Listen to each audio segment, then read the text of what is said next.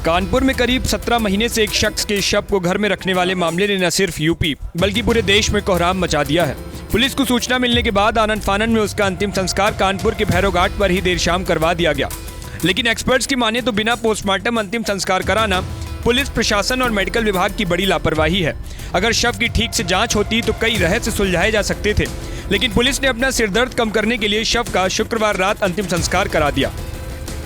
गौरतलब है कि विमलेश की मौत 21 अप्रैल 2021 को हो गई थी। जिला अस्पताल में डॉक्टरों ने कार्डियक रेस्पिरेटरी सिंड्रोम के चलते मौत का कारण बताया था, लेकिन तभी किसी ने कह दिया कि विमलेश की नब्ज चल रही है, जिसके बाद परिजनों ने अंतिम संस्कार से इनकार कर शव को घर में ही रख लिया था। शव के साथ व्यवहार भी ऐसा कर रहे थे मानो वह जिंदा हो। यहाँ तक कि माता पिता तो अब भी यह मानने को तैयार नहीं है कि उनके बेटे की मौत हुई है।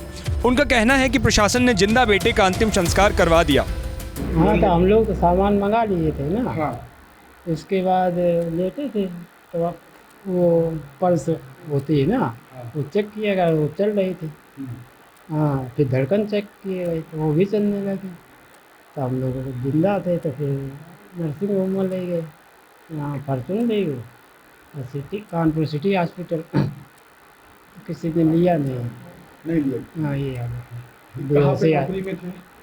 ये थे अहमदाबाद इनकम टैक्स असिस्टेंट अधिकारी। तो जब कल टीम आई है उसके बाद जब चेक किया तो वो तो शरीर का देख के ना चेक कर दिया कि मृत है। और वो चेक किए हैं धड़कन भड़कन, यहाँ तो कुछ नहीं चेक किए। हम देखे हम तो वहीं थे। भैया धड़कन चलती थी, धड़कन चलती थी, ये भी चलता था, पहले चलता था ये, और धड़कन चलती थी। सफाई करते थे और बस यही करते थे हम।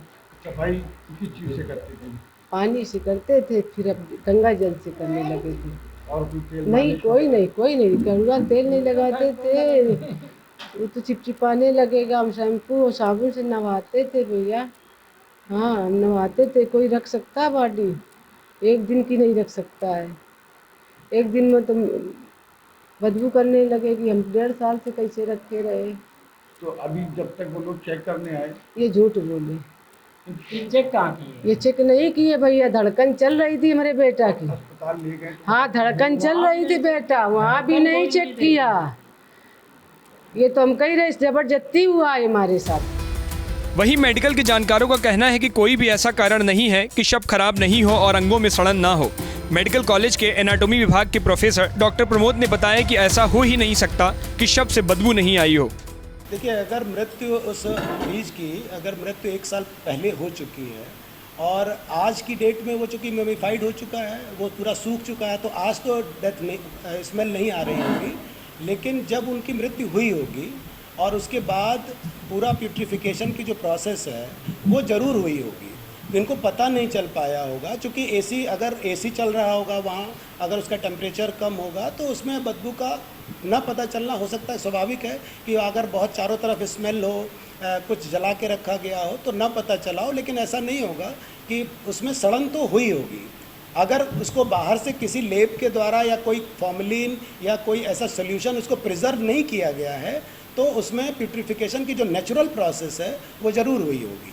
नहीं, मैंने तो उसमें मेरी मतलब मुझे संज्ञान में नहीं है कि क्या जांच हुई है उसकी, लेकिन अगर सड़न हुई है, बदबू आ रही है, अगर उसमें नहीं आ रही है तो वो बहुत लंबे समय की बॉडी रखी हुई है, इसलिए उसमें स्मेल नहीं आ रही है। वहीं मेडिकल कॉलेज के मनोरोग विभाग के विभागाध्यक्ष डॉक्टर गणेश शंकर ने कहा कि यह अपने आप में एक अनोखा केस है। इस तरह के केस बहुत कम देखे गए हैं। प्रथम दृष्टया यह केस शेयर्ड डिलीवरी डिसऑर्डर या शेयर्ड साइकोटिक डिसऑर्डर नाम की बीमारी का प्रतीत होता है। देखिए, ये जो केस हम लोगों के संज्ञान में आया है, यह मेडिकल साइंस का बहुत ही अनोखा केस है। इस तरीके के केसेस बहुत ही कम देखे गए हैं और जहाँ तक मुझे इस केस की जानकारी है कि एक व्यक्ति जिसकी मृत्यु 22 अप्रैल सन 2021 को हो चुकी है और उसका पूरा परिवार, जिसमें कि उसके माता पिता, उसकी पत्नी, उसके चाचा और उसके बच्चे भी रहते हैं, और सभी इस बात पर विश्वास करते हैं कि वह व्यक्ति आज भी जीवित है। कहीं ना कहीं यह दर्शाता है कि परिवार के सदस्यों की मनोदशा शायद सामान्य नहीं कही जा सकती। हालांकि मैं ये कहूँगा, जब तक कि परिवार के सदस्यों से बातचीत ना हो जाए, उनके पक्ष को हम जान न लें, तब तक किसी निष्कर्ष पर पहुंचना तो बड़ा मुश्किल है। लेकिन प्रथम दृष्टया यह केस शेयर्ड डिल्यूजनल डिसऑर्डर या शेयर्ड साइकोटिक डिसऑर्डर नाम की बीमारी का प्रतीत होता है। यह बड़ी अनोखी बीमारी है, बड़ा रेयर केस है, जिसमें कि परिवार का एक सदस्य अपनी मानसिक स्थिति पर नियंत्रण खो देता है और धीरे धीरे वह पूरे परिवार के सदस्यों पर अपनी मनोदशा का असर छोड़ देता है और सभी मिलकर, पूरा परिवार मिलकर ऐसी बात पर विश्वास करने लगते हैं जिसका सच्चाई से दूर दूर तक कोई नाता नहीं है। उधर कानून के जानकारों का कहना है कि वैसे कोई अपराध तो नहीं बनता, क्योंकि यह मामला अप्राकृतिक मौत की श्रेणी में आता है। लेकिन वातावरण को दूषित करने और महामारी एक्ट के तहत पुलिस चाहे तो कार्रवाई कर सकती है। हालांकि पुलिस की फॉरेंसिक टीम भी यह पता लगाने का प्रयास कर रही है कि कैसे 1.5 साल तक बॉडी को संरक्षित रखा गया। पुलिस के अधिकारी प्रथम दृष्टया इसे अंधविश्वास का मामला मान रहे हैं। कल हम लोगों ने परिवार को समझा बुझा करके वहाँ से बॉडी को निकाला। सुपर स्टेशन का सिचुएशन था, बड़ा विचित्र सुपरस्टिशियस सिचुएशन था। वो मानने को तैयार नहीं थे कि उसकी मृत्यु हो गई है, उस व्यक्ति की। वहाँ से हम लोग हाईलाइट ले गए इस बात को कहते हुए कि हम उनकी बेहतर चिकित्सा करवाएंगे एंड सब्सिक्वेंटली हाईलाइट से सारी चीज़ें क्लियर करने के बाद उनका क्रिमेशन हुआ। हम लोगों ने जो रिकॉर्ड देखे हैं, मोती हॉस्पिटल में 2021 के अर्ली पार्ट में ही उनकी डेथ हो गई थी और वहाँ पे बड़ा क्लियर हॉस्पिटल में सब कुछ एंटर्ड है कि रेस्पिरेटरी सिंड्रोम की वजह से बेसिकली जो है श्वास गति रुक जाने की वजह से उनकी मृत्यु हो गई थी। और उसके बाद से कल तक डेड बॉडी को वहाँ रखा गया। ये बड़ा अजीबोगरीब सिचुएशन है कि आसपास में दुर्गंध भी नहीं फैला और जन स्वास्थ्य की दृष्टि से एक भी कंप्लेन किसी भी व्यक्ति के द्वारा कहीं भी नहीं किया गया, किसी भी फोरम पे, न तो सोशल मीडिया में लिखा गया न किसी फोरम पे किया गया।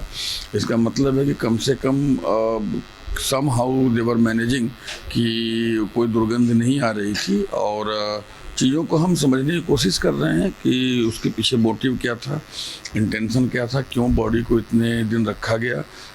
हालांकि ये तो बड़ा एविडेंट है, क्लियर है कि सुपरस्टिशियस सिचुएशन था और वो कल भी नहीं मान रहे थे कि उनके परिवार का सदस्य मृत हो गया है। लेकिन कैसे रखा गया और क्या क्या चीज़ें इसमें की गई हैं, ये सारी चीज़ें हैं जो हमारी जांच का विषय है। हमने इसके लिए एक एग्जामिनेशन के लिए टीम बनाई है और वो टीम सभी पक्षों का, सभी बिंदुओं का सम्यक अध्ययन करेगी ताकि हम भविष्य के लिए इससे जो हमारे लर्निंग पॉइंट्स हैं, कोर्स करेक्शन है, उसको हम ले सकें और साथ में जो पिछली घटना है जो हो चुकी है उसमें जो हमें करना चाहिए, नेसेसरी लीगल स्टेप लेना चाहिए, वो हम ले सकें। हालांकि जब तक हैरान कर देने वाले इस केस की गुत्थी खुल नहीं जाती, तब तक किसी के लिए भी कुछ कह पाना आसान नहीं होगा।